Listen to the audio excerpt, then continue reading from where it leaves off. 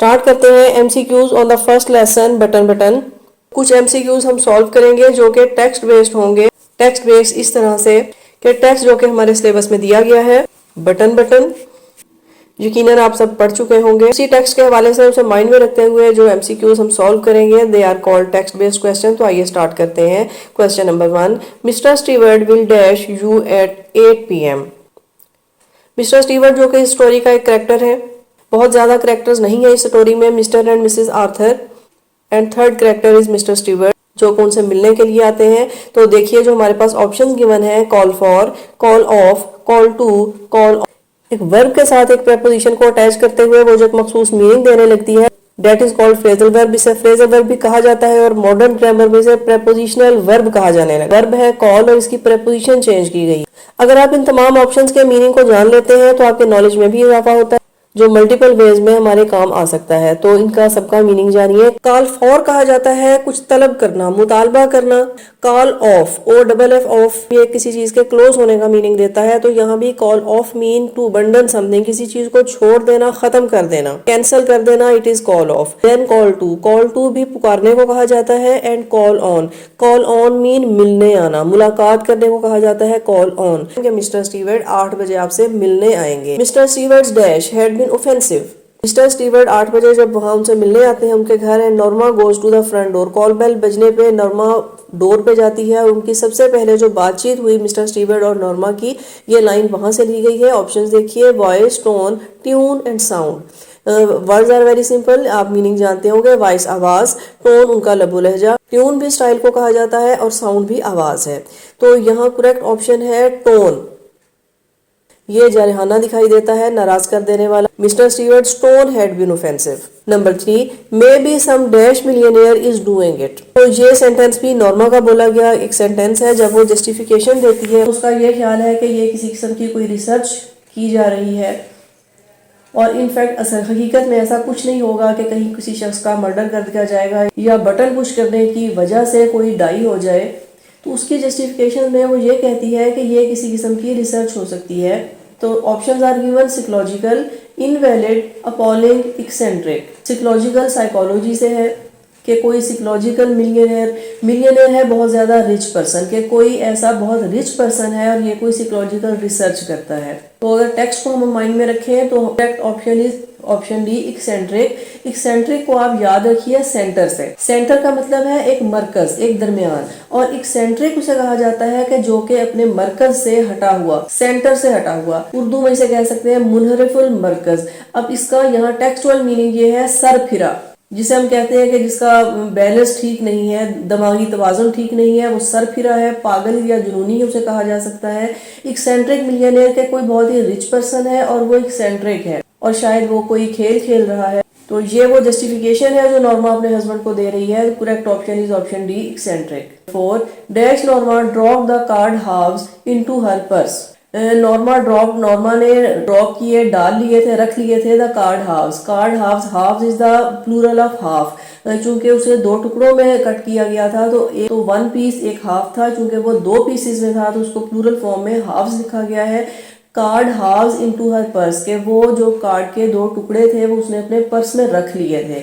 Options are knowingly, unknowingly, numbly, impulsively. Knowingly जानते हुए, unknowingly ना जानते हुए, नमली, नम का मीनिंग भी यही है कि अपने पूरे होशो हवास के साथ जो काम ना किया जाए, बेदारी के आलम में ना किया जाए, that is called numb. And impulsively एक ऐसा एक्शन है जिसे हम कहते हैं गैर इरादी action, that is not in our control, जो कि जिस पे हमारा अपना कंट्रोल नहीं होता। जैसे अचानक से बेख्तियार हंसी आ जाना, हाथों या आइज की मूवमेंट, बॉडी मूवमेंट जो कि गैर इरादी तौर पे हो जाए, डेट आर कॉल्ड इम्पल्सिवली। तो यहाँ करेक्ट ऑप्शन भी यही है, इम्पल्सिवली, कि उसने वो कार्ड के टुकड़े, कार्ड हाफ्स उसने अपने पर्स में रख लिए थे।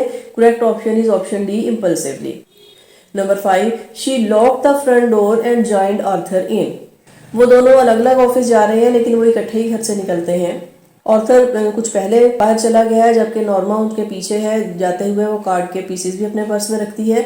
तो यहाँ है she lock the front door, के उसने फ्रंट डोर लॉक किया, एंड जॉइंड आर्थर इन, और आर्थर को ज्वाइन किया। इन कहाँ, option are given, lift, elevator, ladder, stairs.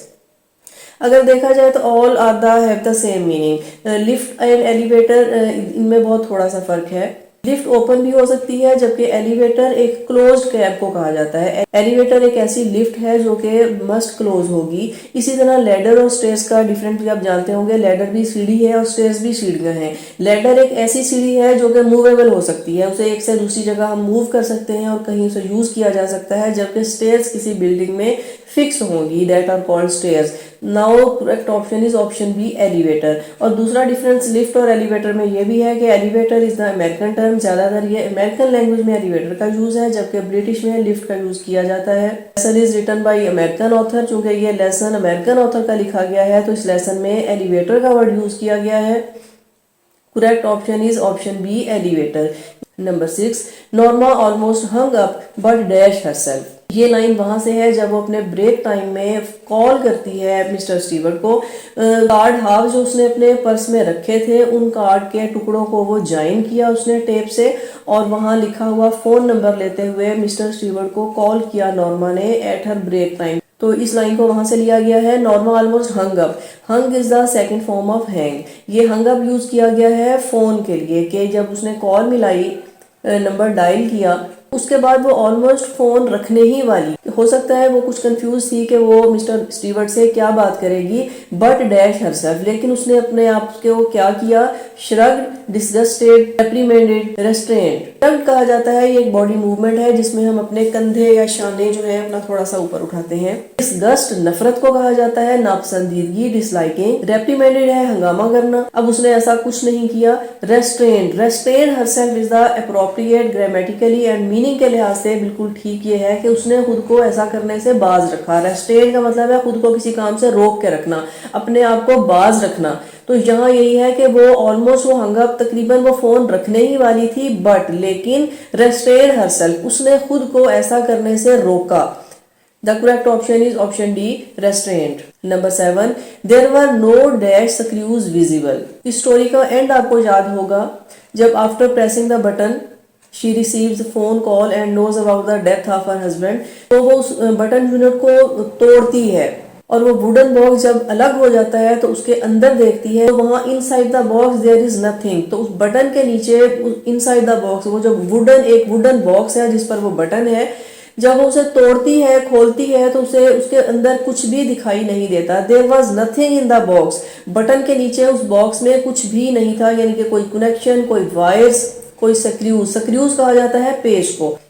तो ऑप्शन था स्ट्रैंड्स, स्ट्रिंग्स, पिन्स, नेल्स। एक ऐसा बॉक्स था जिसमें ऐसा कुछ नहीं था कि कोई नेल्स या स्क्रूज की मदद से उसको फास्ट या क्लोज नहीं किया गया था। Correct option is option D, nails. There were no nail screws visible. She dash with a guest as the telephone rang. ली गई है जब Norma had received the message from the hospital, के हॉस्पिटल से जब वो उसे कॉल आ चुकी है और वो मैसेज रिसीव कर चुकी है, उसके थोड़ी देर बाद, और उसके बाद जब उसने उस बटन यूनिट को तोड़ दिया, कुछ देर बाद टेलीफोन एक बार फिर से बजता है। आइए ऑप्शंस को देखते हैं। Gag, mused, whirled, stiffened. Gag का मतलब है किसी चीज को बांध लेना। म्यूज्ड बहुत गहरी सोच में, गौर फिक्र में डूबे हुए होना। वर्ल्ड का मतलब है गोल चक्कर के साथ घूमते हुए जाना। एंड स्टिफन्ड है सख्त हो जाना, जिसमें असाब का तन जाना। घूमती हुई वो फोन की तरफ गई जब दोबारा से फोन की बेल बजी। Correct option is option C, whirled. Number 9, Norma felt that mister Stewart's tone was. Question हम पहले भी देख चुके हैं। नॉर्मा ने महसूस किया कि मिस्टर स्टीवर्ट्स की टोन क्या थी, disgusting, loud, offensive, pleasant. Disgusting भी कहा जाता है नापसंदीदा, लाउड है बुलंद, ऑफेंसिव नाराज करने वाली, और प्लेजेंट बहुत अच्छी। अब प्लेजेंट नहीं थी, लाउड नहीं थी, डिस्गस्टिंग भी यहाँ पे नहीं है, बल्कि ऑफेंसिव थी उनकी tone. All these questions are the most repeated question on all our examination and MCAT. The money offered for pushing the button was।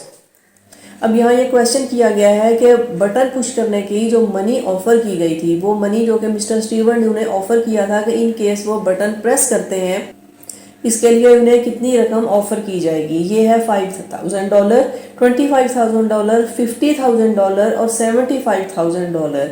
तो ये अमाउंट थी $50,000। Next one, Mr Stewart said that his organization was.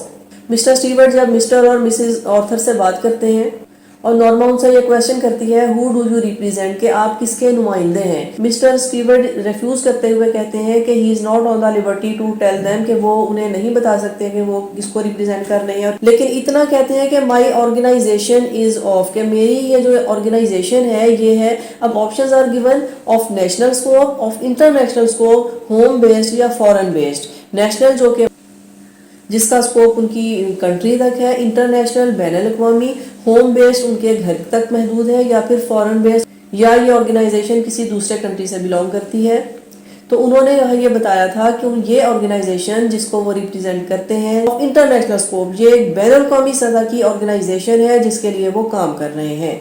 Correct option is option B of international scope. Number 12, what did Mr Stewart leave on the table when he left. Mr Stewart जब उनसे बातचीत करने के बाद उनके घर से बाहर जा रहे हैं, और बाहर जाते हुए वो क्या चीज़ है जो वो साइड टेबल पर छोड़ जाते हैं। It is the table by the front door. उनके घर से बाहर जाने से पहले वो क्या चीज़ उस टेबल पर रख देते हैं। The key, the button unit, the envelope, his card. Correct option is option D, his card. ये वही कार्ड है जिसके मिस्टर आर्थर उसके 2 टुकड़े करते हैं और नॉर्मा उन्हीं कार्ड हाफ्स को अपने पर्स में रखती है। तो नेक्स्ट डे नॉर्मा इसी कार्ड के टुकड़ों को ज्वाइन करते हुए मिस्टर स्टीवर्ट से फिर से राब्ता करती है। ऑप्शन डी, हिज कार्ड था जो उन्होंने टेबल पर छोड़ दिया। What did Arthur do with the card of Stewart. Arthur ने स्टीवर्ट के कार्ड के साथ क्या किया था। Read it, kept it, tore it, preserved it. क्या उसने रीड किया था, केप्ट इट इसे रख लिया था, tore is the second form of tear, tear का मतलब है फाड़ देना, या फिर इसे फाड़ दिया था, प्रिजर्व्ड इट या इसे महफूज कर लिया था। प्रिजर्व करते हैं किसी चीज को सेव करना, महफूज रख लेना। तो correct option is option C, tore it. Number 14, where was the key to the bell unit dome. Bell unit dome की, डोम वो एक शीशे का छोटा सा गुंबद जिसके अंदर वो बटन था, वो फास्टन था, लॉक था, और उसको ओपन करने के लिए एक की थी। अब वो की कहाँ थी। In the box, in the pocket, in the drawer, in the sealed envelope.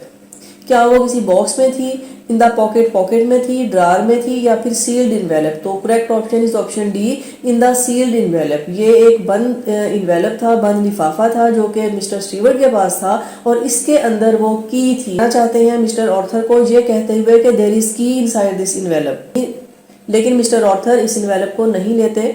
तो ये की कहाँ थी, ये थी in the sealed envelope. Option D is the correct option. What did Stewart withdraw from his pocket.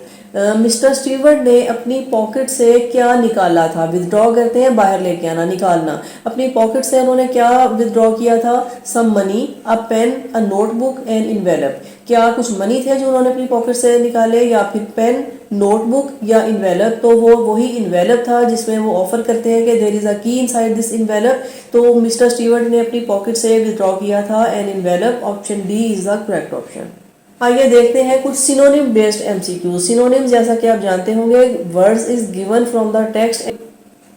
ऐसे अल्फाज जो कि टेक्स्ट में दिए गए गिवन वर्ड का मीनिंग रखते हो और उसकी करेक्ट सेंस प्रोवाइड करते हो।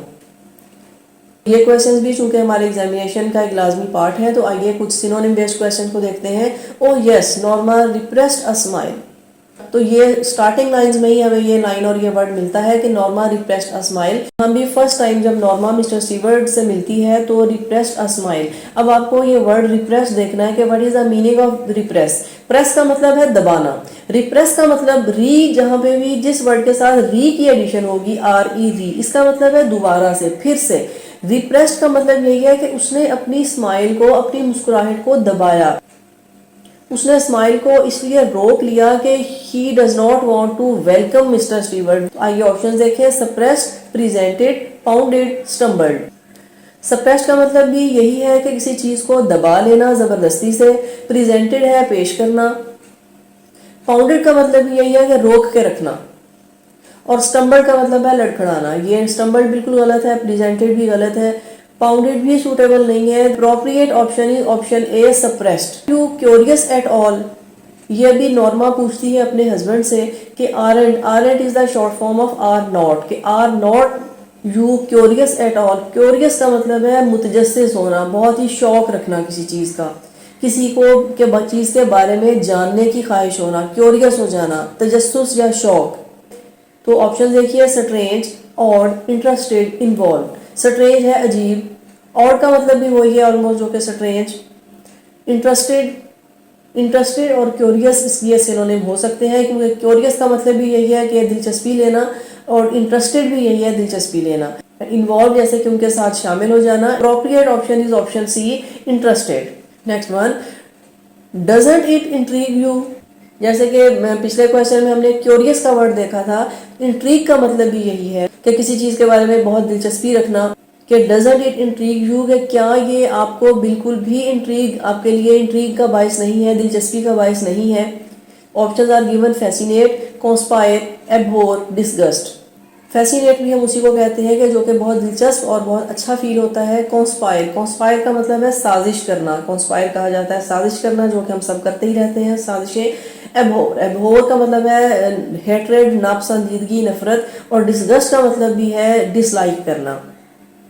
तो यहाँ correct option is option A, fascinate. कि अगर हम इंट्रीग को रिप्लेस करें फैसिनेट से तो ये मीनिंग में ज्यादा चेंज नहीं आएगी। ये कहें डजंट इट फैसिनेट यू या फिर doesn't it intrigue you, they provide the same meaning. That's why option A is the correct option, fascinate. Because it is immoral he told her. अब author से ये कहता है नॉर्मा को क्योंकि ये इमोरल है।